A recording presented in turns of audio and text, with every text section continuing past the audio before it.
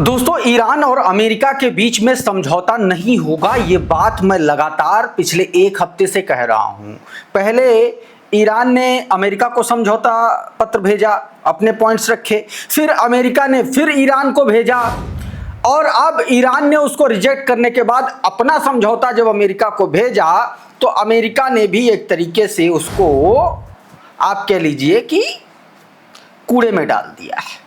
मतलब यह है कि जो यूरेनियम के एनरिचमेंट और इनरिच्ड यूरेनियम को सौंपने का मुद्दा है वो सुलझता हुआ नजर आ नहीं रहा है और इसका सीधा सीधा जो असर है वो दुनिया भर के ग्लोबल एनर्जी क्राइसिस की ओर दुनिया बढ़ रही है।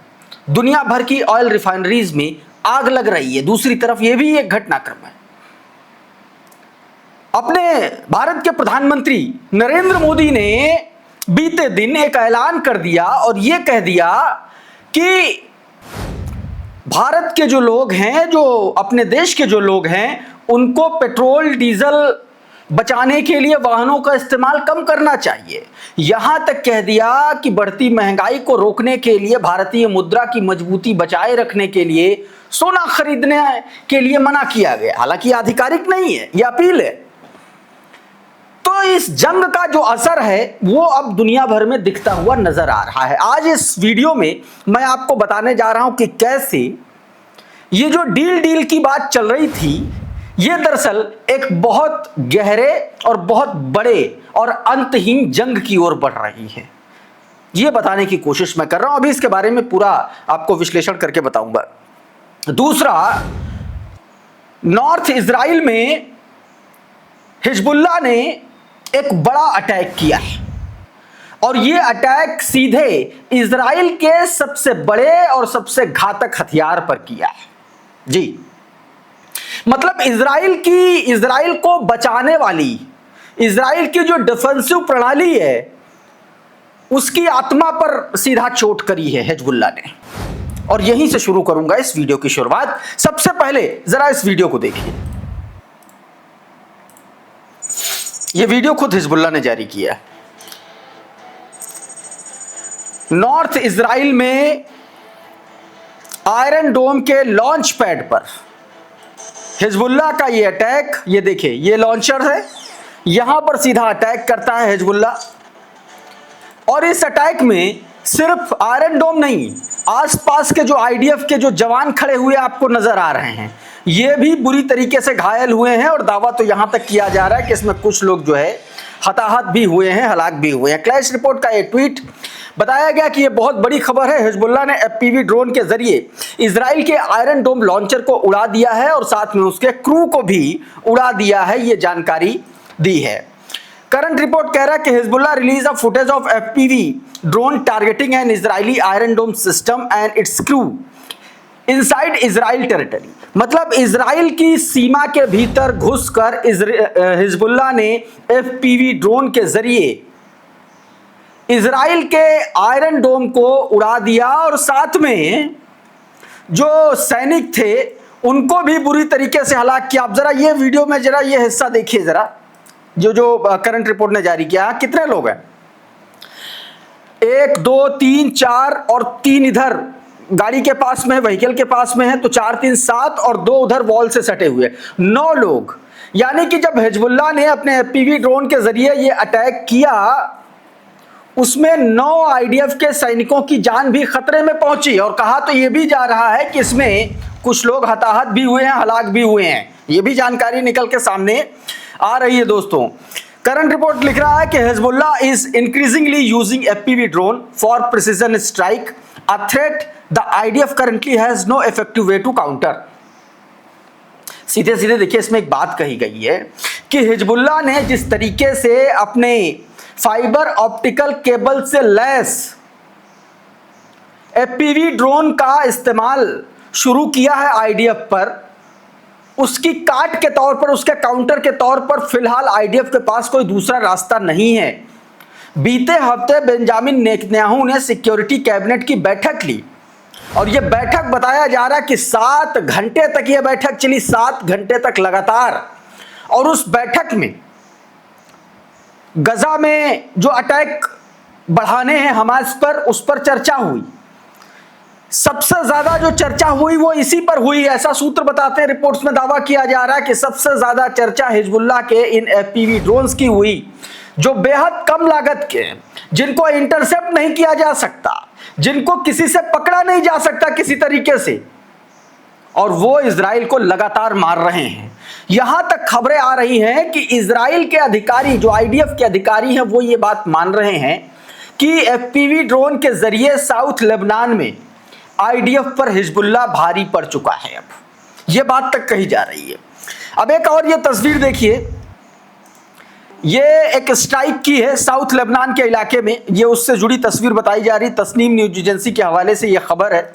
इसमें जानकारी दी गई है कि हिजबुल्लाह के 5 सोल्जर, माफ कीजिएगा, आईडीएफ के 5 सोल्जर हिजबुल्लाह अटैक में बुरी तरीके से घायल हुए हैं, जिसमें से 2 की हालत बेहद गंभीर है, यानी कि जिंदगी और मौत के बीच झूल रहे हैं। ये नॉर्दर्न फ्रंट पर ये हमला हुआ और जबरदस्त तरीके से अटैक हुआ है, और यह अटैक घात लगा करके हुआ है, ऐसा दावा किया जा रहा है, ऐसा कहा जा रहा है। एक और तस्वीर, मैं हिजबुल्लाह की कुछ तस्वीरें दिखाऊं, लेकिन बीच में एक वीडियो मैं आपको दिखाना चाहता हूं। यह वीडियो स्ट्रेट ऑफ हॉर्मुज का है, और यह वीडियो ईरान ने ही आईआरजीसी ने जारी किया है। यह वीडियो ठीक उस वक्त का है जब 4 दिन पहले ईरान की आईआरजीसी नेवी ने अमेरिका के 3 डिस्ट्रॉयर शिप पर हमला किया, और वो जब भाग खड़े हुए तो उनको कैसे दौड़ाया गया है उसका वीडियो है। जरा इस वीडियो को विस्तार से देखिएगा, एक एक चीज जो क्या कहा जा रहा है वो भी सुनिए।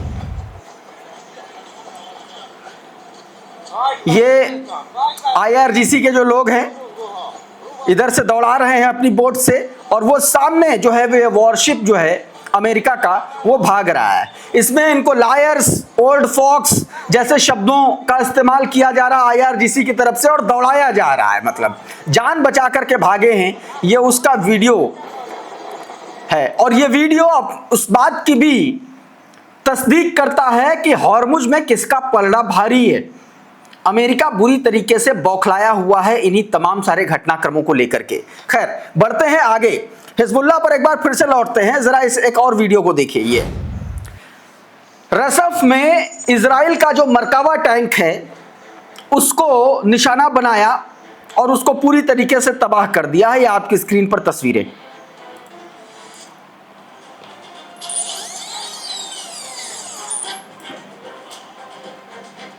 ड्रोन के जरिए इसको निशाना बनाया गया। ये वो टैंक है, मरकावा टैंक, और इसको जो है तबाह किया गया। तस्नीम न्यूज एजेंसी ने ये वीडियो जारी किया है। अब मैं ईरान पर नेगोशिएशन वाले मुद्दे पर उन खबरों पर आऊं, उससे पहले एक खबर आपको दिखा देता हूं। बड़ी रोचक खबर है, और यह खबर आप यकीन मान करके चलिए, अगर इस तैयारी का, इजराइल की इस तैयारी का खुलासा नहीं करता ना, नहीं होता ना, तो ईरान पर और ज़्यादा खतरनाक हमले होते और ज़्यादा ईरान का नुकसान होता। जो जंग चली, जिसका भी सीज फायर चल रहा है, इस खबर को देखिए विस्तार से। ये इजराइल का एक अखबार है हारिज, उसने भी छापी, और तमाम सारे मीडिया प्लेटफॉर्म ने इस खबर को छापा है। हुआ क्या, इजराइल में यह खबर जो बता रही है, आपकी स्क्रीन पर यह ट्वीट है, मैं कहानी पूरी आपको बता दे रहा हूं, इन तस्वीरों को भी आप देखते जाइए। हुआ दरअसल ये कि जंग शुरू होने से पहले इजराइल तैयारी पहले से कर रहा था। जंग शुरू होने से पहले इजराइल ने ईरानी सीमा से लगभग 1000 मील की दूरी पर इराक की सीमा में एक अपना ठिकाना बनाया। यह गुप्त ठिकाना था। अब इस जगह पर जब हेलीकॉप्टर्स की आवाजाही शुरू हुई, जब सैनिकों की आवाजाही शुरू हुई, तो इलाकाई लोगों को थोड़ा सा शक हुआ। एक चरवाहे ने सारा का सारा खेल जो है बेंजामिन नेतन्याहू का एक्सपोज कर दिया। यह जानकारी उस चरवाहे को ही, चरवाहे ने इराकी सेना को यह जानकारी दी। इराकी सेना ने जाकर के वहां पर धावा बोल दिया। जवाब में बेंजामिन नेतन्याहू के आदेश पर आईडीएफ ने इराक के सैनिकों पर हमला किया और उसमें एक इराकी सैनिक की मौत भी हुई। लेकिन इस कहानी का जो सारांश है वो ये है कि एक चरवाहे की जागरूकता ने ईरान पर कई बड़े और घातक हमलों को होने से बचा लिया। ये कहानी है। मतलब दूसरा एंगल यह भी है कि एक चरवाहे ने सो कॉल्ड दुनिया की सबसे खतरनाक स्पाई एजेंसी, सबसे खतरनाक सेना जो कही जाती है आईडीएफ को एक तरीके से घुटनों पर ला दिया, धूल चटा दी एक इंफॉर्मेशन। और इसीलिए कहा जाता है कि जंग में, वॉर में सबसे ज्यादा अहम अगर कोई चीज होती है तो वो होती है इंटेल, इंफॉर्मेशन। एक और खबर अब नेगोशिएशन को लेकर के दोस्तों, मैंने आपको जैसा वीडियो की शुरुआत में बताया था कि ईरान ने प्रस्ताव जो अपना सौंपा है, मतलब अमेरिका का जो प्रस्ताव था उसमें क्या क्या था, 30 साल के लिए यूरेनियम के एनरिचमेंट पर पूर्ण प्रतिबंध, एनरिच यूरेनियम को अमेरिका को सौंपा जाए। ईरान ने कह दिया नहीं, ऐसा कुछ नहीं करेंगे, हम यूरेनियम के मुद्दे पर तुमसे बात ही नहीं करेंगे। पहली बात, क्योंकि यूरेनियम के ही मुद्दे पर तुमने जंग छेड़ी, हमारे स्कूली बच्चों को मार दिया, पूरा ईरान तबाह कर दिया, और अब फिर तुम उसी बात पर आ रहे हो। तो ईरान ने कह दिया नहीं, यूरेनियम पर बात नहीं करूंगा। इस ट्वीट को देखिए जरा, ग्लोबल सर्विलांस का। कहा गया कि Iran reject US demand to dismantle nuclear facilities and amid fragile ceasefire talks. कहा गया कि ईरान ने इस बात को, अमेरिका की बात को रिजेक्ट कर दिया कि वो अपनी न्यूक्लियर फैसिलिटीज को डिसमेंटल नहीं करेंगी। Iranian official including statement via Al Jazeera and the public comments from the figures like President Pezeshkian have called dismantle facilities and zero enrichment completely unacceptable. कहा गया कि ये किसी भी तरीके से एक्सेप्टेबल ही नहीं है, ये स्वीकार्य ही नहीं है कि हम अपना एनरिच यूरेनियम किसी को दे दें और हम अपनी न्यूक्लियर फैसिलिटीज को बंद कर दें, डिसमेंटल कर दें। ये नहीं हो सकता। और कहा क्या, और क्या कहा गया, framing enrichment as a sovereign right while offering limited temporary freeze और सिविलियन यूज एश्योरेंस इंस्टेड। कहा गया कि देखो, यूरेनियम का एनरिचमेंट तो हम बंद कर नहीं सकते, पहली चीज। और दूसरा, हां, एक बात का जरूर आपको एश्योरेंस दे सकते हैं कि इसका इस्तेमाल हम सिविलियन इस्तेमाल करेंगे, मतलब इसका घरेलू उपयोग करेंगे, बिजली में करेंगे और मेडिकल क्षेत्र में करेंगे, तमाम सारे उसमें करेंगे। यह सीधे तौर पर कहा गया। यानी कि कहना सिर्फ यह है कि अब जो है ईरान ने यह साफ कर दिया है कि इस डील का कोई मतलब बचा नहीं है। ना अमेरिका पीछे हट रहा है, ना ईरान पीछे हट रहा है। बहुत सीधा सीधा मतलब है। यह ठीक उसी स्थिति में आ गया है जैसे पिछले साल जून में हुआ था। अब ये धीरे धीरे ये 1 साल होने जा रहा है, मई आ गया, अभी जून आ जाएगा। और हो सकता है कि इस डील, इस एक तरीके से नकारने के बाद फिर से हमले शुरू हो जाए, क्योंकि डोनाल्ड ट्रंप लगातार इस तरीके की धमकियां दे रहा है। अभी धमकी पर भी बताऊंगा, लेकिन उससे पहले जरा इस खबर को देखिए, सुलेमान अहमद की खबर, जिसमें पूर्ण बात कही गई है, जो ईरान ने प्रस्ताव अमेरिका को भेजा। क्या भेजा? परमाणु मुद्दे पर अब तक कोई चर्चा नहीं होगी जब तक युद्ध खत्म करने पर समझौता नहीं हो जाता। पहले कह रहा जंग खत्म करो और उसके बाद ही हम न्यूक्लियर पर बातचीत करेंगे। फिर कहा कि तेहरान की ओर से अमेरिकी प्रस्तावों का जवाब वास्तविक और सकारात्मक रूप में दिया गया है। यदि वॉशिंगटन हमारी प्रतिक्रिया पर सकारात्मक रूप अपनाता है तो वार्ता तेजी से बढ़ सकती है। हमारी प्रतिक्रिया में पूरे क्षेत्र में युद्ध समाप्त करना केंद्रित है, खासकर लेबनान और वॉशिंगटन के साथ मतभेद सुलझाने पर। कहा गया कि लेबनान में भी बंद करो, पूरे रीजन में बंद करो। तब ये नहीं कि ईरान के साथ ना, पूरे रीजन में युद्ध बंद करो, उसके बाद न्यूक्लियर के मुद्दे पर आना।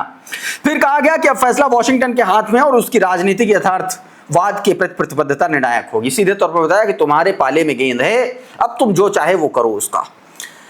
बहुत सीधी सीधी बात है। और कहा गया कि युद्ध विराम के 30 दिनों तक समझौते की बारीकियों पर बातचीत करने का प्रस्ताव शामिल है। अच्छा, इसके बाद डोनाल्ड ट्रंप का ट्वीट आ गया, फौरन आपकी स्क्रीन पर देखिए। कह रहा है कि I have just read the response from the Iran's so called representatives, I don't like it, totally unacceptable. कहा गया कि ये हमें मंजूर नहीं है। मतलब यह है कि उसने ईरान के प्रस्ताव को डिनाई कर दिया। इसके बाद ईरान ने जो है, ईरान IRGC की तरफ से फिर से एक ऐलान किया गया। इसकी धमकियों के बाद कहा गया, सीधे तौर पर ये ट्वीट देखिए, इसमें खत्म अल अनबिया की तरफ से, सेंट्रल हेडक्वार्टर की तरफ से कहा गया any exposure to the oil tankers and commercial vessel of the Islamic Republic of Iran will be met and heavy attack against one of America's center in the region and the enemy ship in return।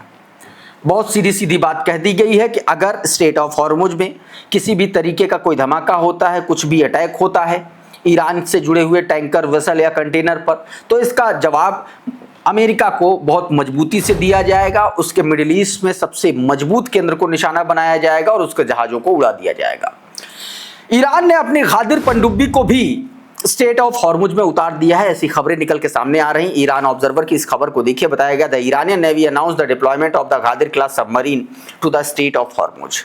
अब यह submarine अपने आप में बहुत घातक है और America के लिए सबसे ज्यादा घातक। एक और बड़ा डेवलपमेंट है जो आने वाले टकराव की ओर इशारा कर रहा है। मुस्तफा अली खामेनेई से IRGC के आर्मी चीफ की मुलाकात हुई। ये मुलाकात करीब 1 से 1.5 घंटे तक चली है, ऐसा निकल के सामने आ रहा है। अल जजीरा की यह खबर है। अल जजीरा ये खबर ईरानी सरकारी टेलीविजन IRIB के हवाले से छापी है। इसमें यही बताया गया है कि एक बड़ा अनाउंसमेंट जो है, एक तरीके से बातचीत हुई है और जल्दी ही कोई अनाउंसमेंट हो सकता है। वहीं ईरान की इंटेलिजेंस एजेंसीज ने बीते दिन ईरान के अलग अलग राज्यों में मोसाद के स्पाई नेटवर्क को बुरी तरीके से तोड़ा। इस दौरान एक जासूस को मौत के घाट भी उतारा है। इस खबर को देखिए प्रेस टीवी की। बताया गया कि Iran intelligence ministry says it dismantle 2 Mossad link terrorist cells in West Azerbaijan, Kerman and Alborz province. बताया गया कि इन अलग अलग ठिकानों पर जो है मोसाद लिंक जो सेल्स थी उनको एक तरीके से पकड़ा गया और इसमें से एक ऑपरेटिव को मौत के घाट उतार दिया गया। इनके पास से वेपन, ड्रोन और स्टारलिंक डिवाइसेस बरामद हुई हैं। ये जानकारी दोस्तों निकल के सामने आई। नॉर्थ कोरिया से भी एक बड़ी खबर निकल के सामने आई। नॉर्थ कोरिया भाई साहब अलग ही लेवल पर खेल रहा है, गजब लेवल। ये जरा क्लैश रिपोर्ट की खबर देखिए। कहा जा रहा है कि रिपोर्ट के अनुसार देश के सर्वोच्च नेता किम जोंग उन की किसी विदेशी हमले में अगर हत्या हो जाती है या वो अक्षम हो जाते हैं तो स्वचालित रूप से परमाणु हमला करना अनिवार्य हो जाएगा। मतलब ऑटोमेटिकली एटॉम एक तरीके से हमला कर देगा, वो परमाणु हमला कर देगा। ये कानून नॉर्थ कोरिया में पास किया गया है दोस्त, उत्तर कोरिया में। संशोधित कानून के तहत यदि उत्तर कोरिया की परमाणु कमान और नियंत्रण प्रणाली को खतरा होता है तो सेना को तुरंत जवाबी परमाणु हमला करने का आदेश दे दिया गया है। इस कदम को उत्तर कोरिया के ऑटोमेटिक रिटेलिएशन स्वचालित प्रतिरोध नीति के रूप में देखा जा रहा है, जो किसी भी संभावित नेतृत्व विहीन स्थिति में परमाणु प्रतिक्रिया सुनिश्चित करने के लिए बनाई गई है। ये टेलीग्राफ के हवाले से क्लैश रिपोर्ट ने अपने ट्विटर हैंडल पर खबर छापी। इस वीडियो में बहरहाल इतना ही। बहुत बहुत शुक्रिया, बहुत बहुत धन्यवाद। आप जुड़े रहिए आपके अपने चैनल द लाइव टीवी के साथ। नमस्कार। द लाइव टीवी, सच सबसे आगे।